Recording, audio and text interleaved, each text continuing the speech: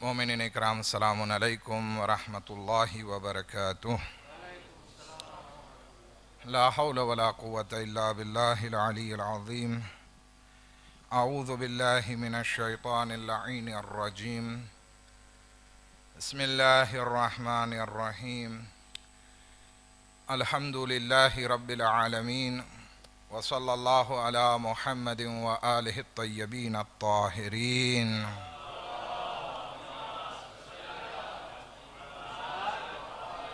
वलअनतुल्लाहि अला अअदाइहिम अजमईन। अम्मा बाद क़ाल अबू जाफ़र इमाम मोहम्मद बाक़िर अलैहिस्सलातु वस्सलाम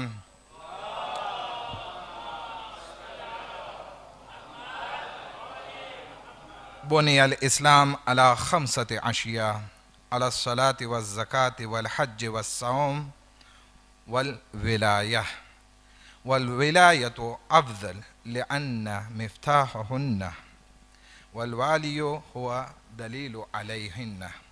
एक सलवात पढ़े मोहम्मद वाले मोहम्मद पर।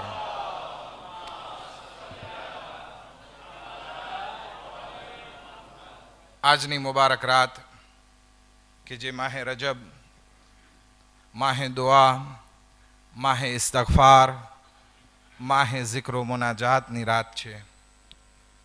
આ માહે રજબની પહેલી રાતની મુબારકબાદી આપ સર્વોની ખિદમતમાં પેશ કરું છું અને ફરી તમારી સમક્ષ હાજર થયો છું. આ એક રોઝીનો સવાલ, એટલે કે મારી રોઝી અહીંયા લખેલી છે અને તમારા બધાની મોહબ્બત અને દુઆ મને અહીંયા ખેંચી લાવે છે. તો ઇન્શાઅલ્લાહ ફરી અમુક સમય માટે આપણે બધા સાથે હશું. તો આ એ માહે મુબારક, માહે રજબની મુબારકબાદી આપ સર્વોની ખિદમતમાં પેશ કરું છું. અને બીજી મુનાસબત કે આપણી જમાતના જોશીલા પ્રમુખ સાહેબ અલહાજ આરઝુ રઝાભાઈ, કે જેમના દીકરાની શાદીનો અવસર એમને નસીબ થયો છે, તો તેમને તથા તેમની શરીકે હયાત તેમજ તેમના ફેમિલીઓને આપ સર્વો તરફથી અને મુજ હકીર તરફથી મુબારકબાદી પેશ કરું છું. ત્રીજી મુનાસબત કે જે આપણા પાંચમા ઇમામ ઇમામ મોહમ્મદ બાકિર अलैहिस्सलातु वस्सलामની વિલાદતની શબથી મનસૂબ છે.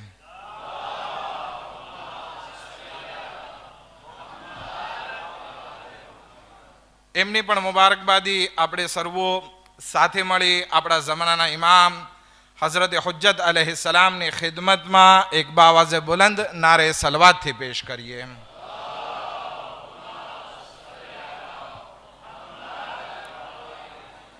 ઇમામ બાકિર अलैहिस्सलाम ઇમામતની પાંચમી કડી છે કે જેના વિશે આપણે ઘણી બધી ઓળખ રાખીએ છીએ, ઘણી બધી મજલિસો સાંભળેલી છે.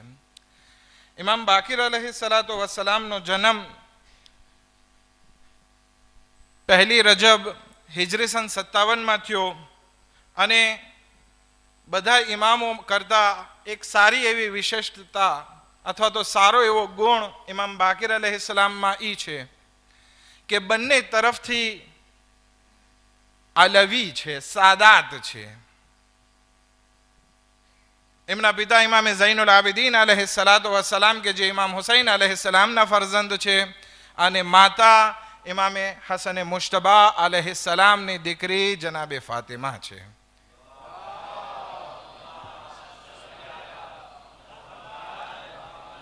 કે જેમના વિશે આપણા છઠ્ઠા ઇમામ ઇમામે જાફર સાદિક अलैहिस्सलातु वस्सलाम ફરમાવે છે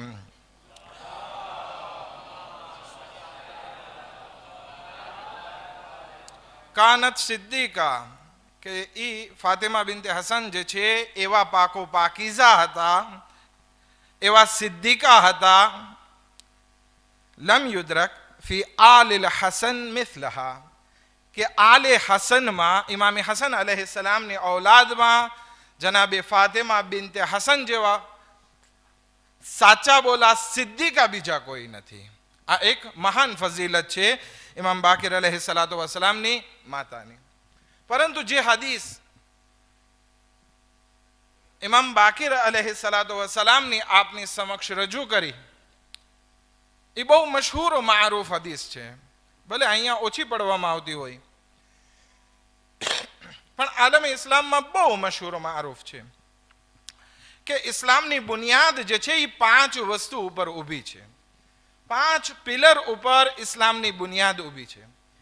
એમાં ઇમામ ફરમાવે છે કે પહેલું નમાઝ છે, બીજું ઝકાત છે, ત્રીજું હજ છે, ચોથું રોઝા છે, અને પછી ફરમાવે છે કે 5મું વિલાયત છે.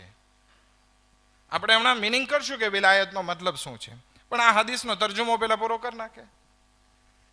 પણ આ 5 વસ્તુમાં ઇમામ ફરમાવે છે વલ વિલાયતો અફદલ, વિલાયત જે છે આ 5માં સૌથી બહેતર છે, આ ફઝીલત વાળી વસ્તુ છે. શું કામ? કારણ કે વિલાયત જે છે એ બીજી 4 વસ્તુની ચાવી છે. અગર જો વિલાયત ના હોય તો પછી નમાઝ, ઝકાત, હજ અને રોઝા કેવી રીતે અંજામ આપવા એ ખબર નહીં પડે, ઇખ્તલાફ વાળી વસ્તુ થઈ જશે અથવા કબૂલ નહીં થાય. તો અગર જો આ બધી વસ્તુ અંજામ આપવી છે, સરખી રીતે અંજામ આપવી છે અને અલ્લાહની બારગાહમાં કબૂલ કરાવવી છે તો એની માટે શરત વિલાયત છે. એની માટે શરત વિલાયતે અહલે બૈત અલૈહિમુસ સલાતો વસ્સલામ છે. એક સલાવત મુહમ્મદ વ આલે મુહમ્મદ.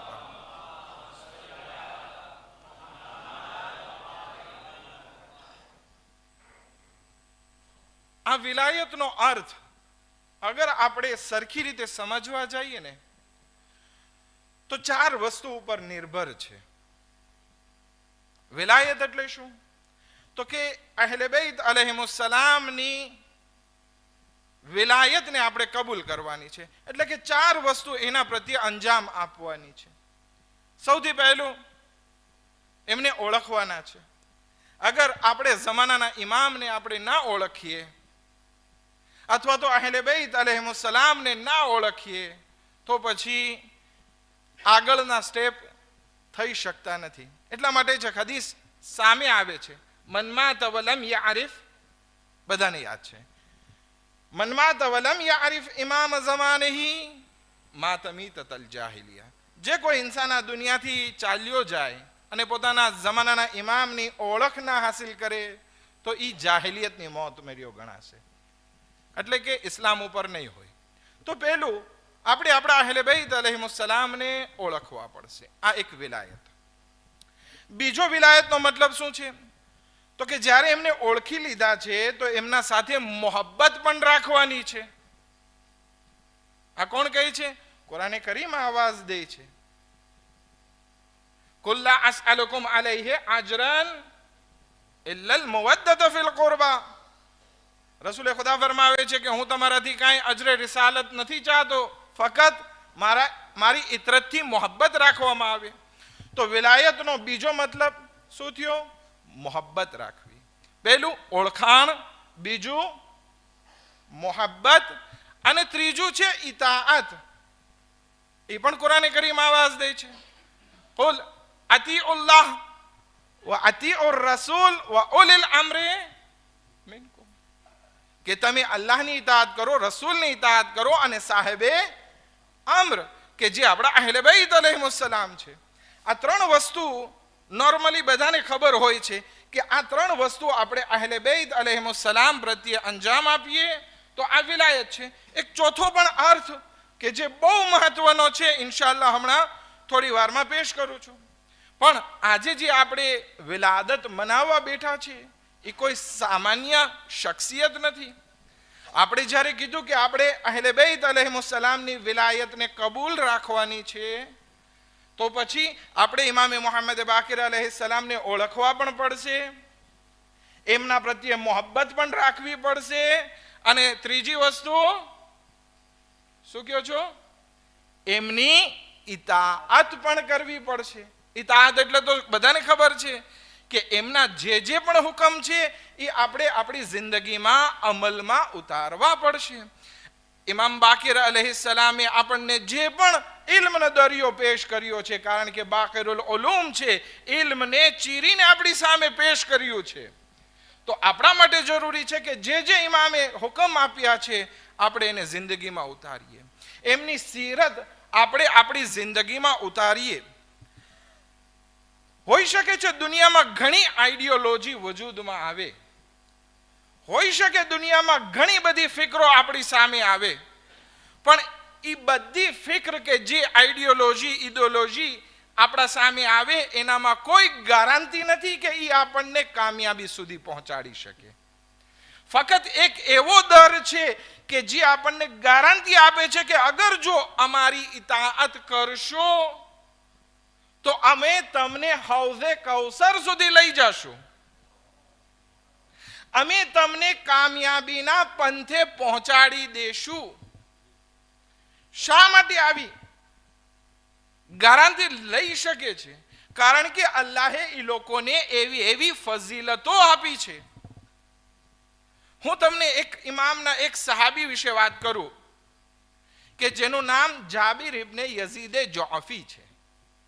બહુ મોટા ઇમામના સહાબી છે કે જેમણે ઇમામની કેટલી હદીસો યાદ કરી હશે તમને ખબર છે? આપણને કેટલી ઇમામ બાકીર અલૈહિ ઇસ્લામની હદીસ યાદ છે? હા, જાબિર ઇબ્ને યઝીદ જોફી ઇમામની 70,000 હદીસો યાદ કરેલી હતી. આપણે આપણા મરજા આયતુલ્લાહ સિસ્તાની અથવા તો આયતુલ્લાહ મકારીમ શિરાઝી અથવા રહેબરે મોઝમ આ બધા મહાન મરજાને આપણે ઓળખીએ છીએ. તો એ જમાનામાં કહેવામાં આવતું કે અગર જો 7 મરજાઓને ભેગા કરવામાં આવે ને તો પણ જનાબે જાબિર ઇબ્ને યઝીદ જોફીનું પલડું ભારે રહેતું. એટલે કે એટલા મોટા ઇમામના સહાબીઓ હતા. એ ઇમામની એક ફઝીલત બયાન કરે છે. હું જલ્દી ફઝીલત બયાન કરું. એ કહે છે કે અમે એક વખત ઇમામની સાથે હતા. ઇમામની હુકુમત, ઇમામની વિલાયત ક્યાં છે આ ફઝીલત ઉપરથી જાણવા મળશે. સફરમાં જઈ રહ્યા હતા. ઇમામની મહેમિલ ઉપર એક કબૂતર આવીને બેસે છે. હવે ઇમામના આજુબાજુના સાથીઓ હતા. એ કહે છે કે આ કંઈક ઇમામને દેરાંશે કરશે તો ઉડાડીએ. તો ઇમામ કહે છે કે ના, આ મારા પાસે શિકાયત લઈને આવ્યું છે, પોતાની હાજત લઈને આવ્યો છે. શું છે હાજત? તો કે એની ભાષામાં મને કહી રહ્યો છે કે મેં 3 વખત ઈંડા દીધા છે પણ સાપ આવીને ખાઈ જાય છે. તમે દુઆ કરો મારા માટે કે ખુદા મારા બચ્ચાઓને હિફાજતમાં રાખે. ઇમામે દુઆ કરી અને કબૂતર ચાલ્યો ગયો. હજી થોડે આગળ જાય છે કે ત્યાં ઇમામના બધા સાથીઓ પ્યાસા થયા. પાણી ખલાસ થઈ ગયું હતું. સફર લાંબો હતો. ઇમામ નીચે ઉતરે છે અને અમુક પથ્થરને કાંકરીઓને હાથમાં ઉઠાવે છે. અલ્લાહની બારગાહમાં દુઆ કરે છે કે ખુદાયા, અમે આ બયાબાનમાં છીએ અને તારાથી ઉમ્મીદ રાખીએ છીએ કે તું અમને સૈરાબ કર. અને એ કાંકરીઓ જમીન ઉપર ફેંકે છે કે જમીનમાંથી એક ચશ્મો ફૂટે છે કે જેનાથી બધા સૈરાબ થાય છે. ઇમામ એ કાફલાને લઈને આગળ વધે છે તો અમુક સહાબીઓ કહે છે કે મોલા, હવે ભૂખ પણ લાગી છે, સૈરાબ કર્યા છે તો હવે ભૂખ્યા તો નહીં રાખો ને. ઇમામ ઉતરે છે પોતાની સવારીમાંથી, એક સુકેલા ખજૂરના ઝાડ પાસે જાય છે અને ત્યાં જઈને દુઆ કરે છે કે ઝાડ, ખુદાએ જે તારામાં ફળ ઉગાડવાની તાકાત રાખી છે એમાંથી અમને તાજા ફળ નસીબ કર. જોવે છે કે ખજૂરનું લાંબુ ઝાડ, એમાં પત્તા આવવા લાગ્યા, ફળ આવવા લાગ્યા, ખજૂર આવવા લાગ્યા, ઝાડ નમે છે અને બધા માણસો હાથથી તોડી અને આરામથી ખજૂર ખાય છે. એવામાં ઇમામનો એક સાથી બોલે છે કે આવી વસ્તુ તો અમે કોઈ જાદુગરથી નથી જોઈ. શું બોલે છે? કોઈ જાદુગરથી નથી જોઈ. ત્યારે ઇમામ ફરમાવે છે કે અમારા અહેલે બૈત તરફ આવી ખોટી નિસ્બત ના આપો, કારણ કે ખુદાવંદી આલમે અમને એવા નામોની તાલીમ આપેલી છે કે અગર જો અમે એવા ઇસ્મે આઝમથી અલ્લાહની બારગાહમાં કંઈ દુઆ કરીએ છીએ તો એ દુઆ જરૂર કબૂલ થાય છે. આ ઇમામની ફઝીલત છે. જ્યારે ઇમામની ફઝીલત આવી હોય, ઇમામના ઇલ્મે ગૈબ હોય, દરેક જમાનાનો ઇલ્મ ઇમામ પાસે મૌજૂદ હોય, તો પછી ઈ ઇમામની અગર જો આપણે વિલાયતને કબૂલ કરશું, એની વાતો ઉપર ઇતાઅત કરશું, તો આપણને જરૂર કામયાબી નસીબ થશે. અને ઇમામ ચાહે છે કે હર હંમેશ આપણને દરેક મુસીબત અને બલાથી બચાવતા રહે. આપણને કોઈ પણ પ્રોબ્લેમ આવે, આપણે ક્યાં જઈએ છીએ? દુઆએ તવસ્સુલ પડીએ છીએ, અહેલે બૈતનો વાસ્તો આપીએ છીએ. આ રજબ, શાબાન અને માહે રમઝાન દુઆનો મહિનો છે, દુઆના મહિના છે. જરૂરત એ વાતની છે કે આપણે અહેલે બૈતનો વાસ્તો આપી અને અલ્લાહની બારગાહમાં દુઆ કરીએ. પરંતુ આ દુઆ જલ્દી કબૂલ થાય એના માટે શરત એક છે કે આપણે 100% વિલાયતમાં આવી જાય. એ જાબિર ઇબ્ને યઝીદ જોફીની આપણે વાત કરી. એ જ્યારે કુફાના રહેવાસી હતા, ઇમામને મળવા મદીના ગયા હતા, અમુક સફર પણ ઇમામ સાથે કર્યા. પણ જ્યારે આ જાબિર ઇમામને મળીને પાછા આવતા હતા, રસ્તામાં એક ગુલામ આવે છે ઇમામનો, અને ઇમામનો એક પત્ર આપે છે. જ્યારે પત્ર ખોલે છે અને ઇમામનો એક હુકમ વાંચે છે, બંધ કરી દીધો, ચહેરાનો રંગ બદલાઈ ગયો. આજુબાજુના સાથી પૂછે છે કે શું કઈ ખરાબ સમાચાર છે, શું થયું? તો કે ના, કંઈ નથી. જેવા કુફા પહોંચે છે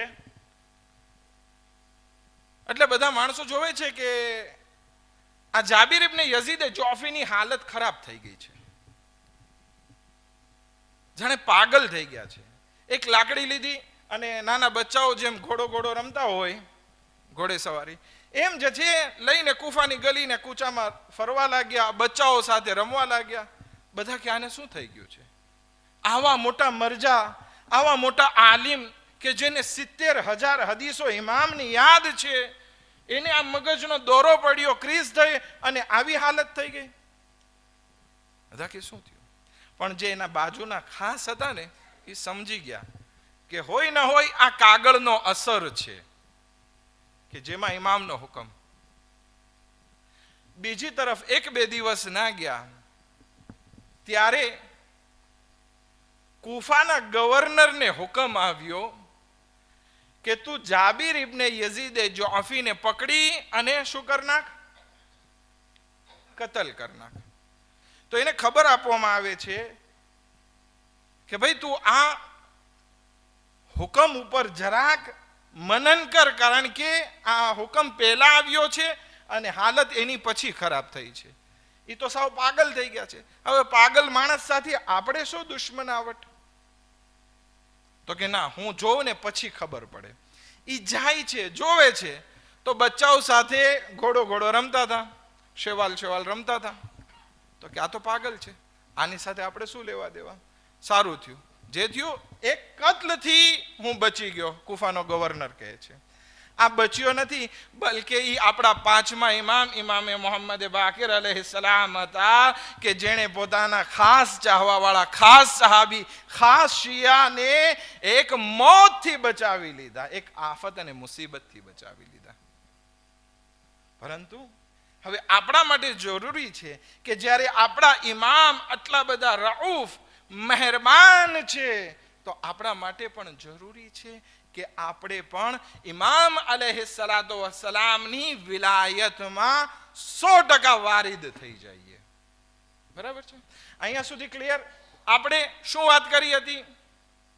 વિલાયતના 3 અર્થ આપણે વાત કરી. શું જરૂરી છે વિલાયતમાં? ઓળખાણ, મોહબ્બત અને ઇતાઅત. એક ચોથી વસ્તુની પણ જરૂર પડે છે. ઇમામ બાકિર અલૈહિસ્સલાતુ વસ્સલામ પાસે એક માણસ આવે છે કુફાથી અને કહે છે, મૌલા, કુફામાં તો બહુ તમારા ચાહવા વાળા છે, અત્યારે બની ઉમૈયાની હુકુમત સાવ ડગી ગઈ છે, તો તમે કયામ કરો અને આગળ વધો. બધા તમારી ઓળખાણ રાખે છે, બધા તમારા સાથે મોહબ્બત રાખે છે, બધા લોકો જે છે કુફાવાસીઓ તમારી ઇતાઅત કરે છે, તમે જે હુકમ આપો છો અમલ કરે છે, તમે કેમ આગળ નથી વધતા? ઇમામ કહે છે કે અચ્છા, મને બતાવો કે કુફાવાસીઓ આપસમાં એકબીજા પ્રત્યે સુમેળ કેવો રાખે છે. શું કુફાવાસીઓને અગર કઈ વસ્તુની જરૂર પડે તો એ પોતાના મોમિન ભાઈના ખીચામાં હાથ નાખીને પોતાની જરૂરત પ્રમાણે વસ્તુ કાઢી શકે છે, પૈસા કાઢી શકે છે? તો કે નહીં મોલા, એવું નથી. આટલા બધા ક્લોઝ નથી, આટલા બધા નજદીક નથી, આટલા બધા આતાશે નથી. તો ઇમામ કહે છે કે જ્યારે એ લોકો એકબીજાની હાજત પૂરી કરવામાં કંજૂસાઈ કરતા હોય તો પછી અમારી ઉપર પોતાનું ખૂન વહાવવામાં વધારે કંજૂસી કરશે. કહેવાનો મકસદ શું છે? વિલાયતનો ચોથો મતલબ એ છે કે આપણે જ્યારે આપસમાં એક બની જાશું, આપણામાં સુમેળ આવી જશે, આપણામાં એક્યતા આવી જશે, ત્યારે વિલાયતનો અર્થ કામિલ થશે. જનાબે ફાતિમા ઝહરા સલામુલ્લાહ અલૈહા ફરમાવે છે,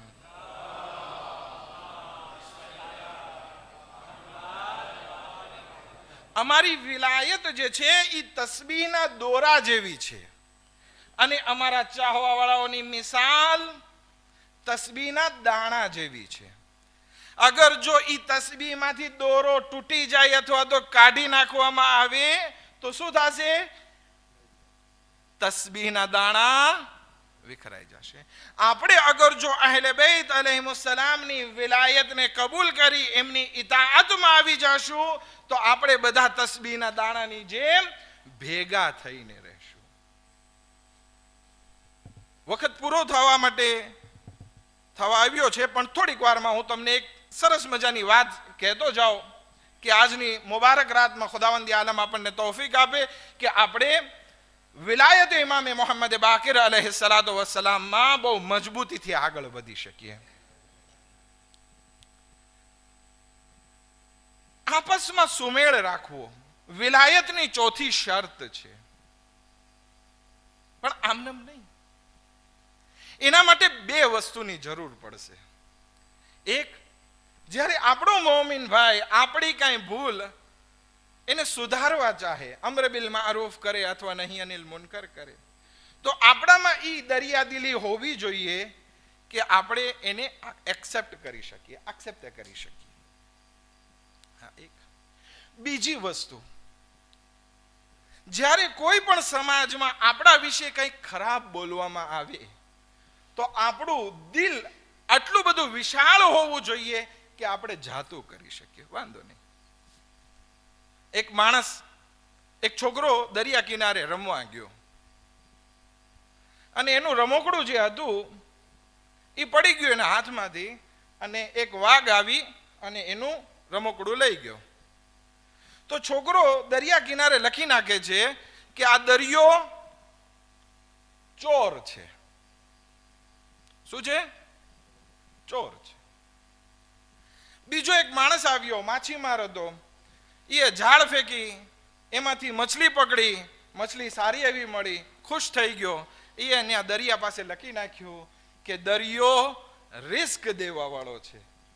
શું છે? દરિયો રાઝિક છે. ચાલો.